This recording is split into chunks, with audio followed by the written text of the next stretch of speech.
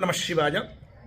జనవరి 1 మనకి కొత్త సంవత్సరం కానే కాదు, ప్రపంచమంతా కూడా కొత్త సంవత్సరం అని జరుపుకుంటూ ఉన్న మన హిందూ దేశము అనగా భారత్లో కూడా దాదాపు అన్ని వర్గాలు వయసుల వారు ఈ వేడుకలు జరుపుకుంటూ ఉంటారు. కేకులు కోస్తారు, విందులు వినోదాలలో మునిగిపోతారు.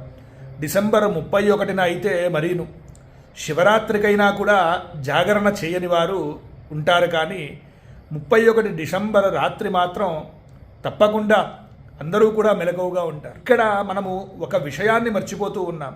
జనవరి 1 మనకు అనగా భారతీయులకు కొత్త సంవత్సరం కానే కాదు. దీన్ని ఆధారంగా చేసుకొని మన సంస్కృతిలో కొత్తగా ఏమీ మొదలు కావు. భారతీయులకు కొత్త సంవత్సరం అంటేనే ఉగాది. అత్యంత విశిష్టమైనటువంటి ఉగాదినే మనము కొత్త సంవత్సరంగా జరుపుకుంటాం.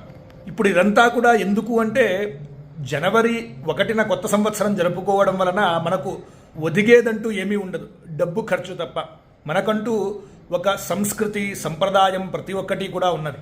ఇవన్నీ మాకెందుకు, మేము ఎంజాయ్ చేస్తాము, వద్దనే హక్కు మీకు ఎవరిచ్చారు అని చెప్పి ఎవరైనా కూడా అడిగితే దాని గురించి మేము ఏమీ చెప్పట్లేదు. అది మీ ఇష్టం. ఏమంటే ఇది మన సనాతన ధర్మం కాదు అనేటటువంటిది మాత్రం గుర్తుపెట్టుకోండి. అంతేకాకుండా మీరు చేస్తున్నటువంటి ఈ ఎంజాయ్మెంట్ ఏదైతే ఉందో కేవలం తాత్కాలికమైనటువంటిది. ఇది మీకు ఇప్పుడు సంతృప్తినిచ్చినా కూడా అశాశ్వతమైనటువంటి అసంతృప్తినిస్తుంది. మనకి సనాతన ధర్మములో సంప్రదాయములో ఏవైతే చెప్పారో అటువంటిది చేయడం మనకి సకల శ్రేయస్కరం. ఓం నమ శివాయ. ఆధ్యాత్మికపరమైన విషయముల కొరకు మన భక్తి సాధనా ఛానల్ని సబ్స్క్రైబ్ చేసుకోండి.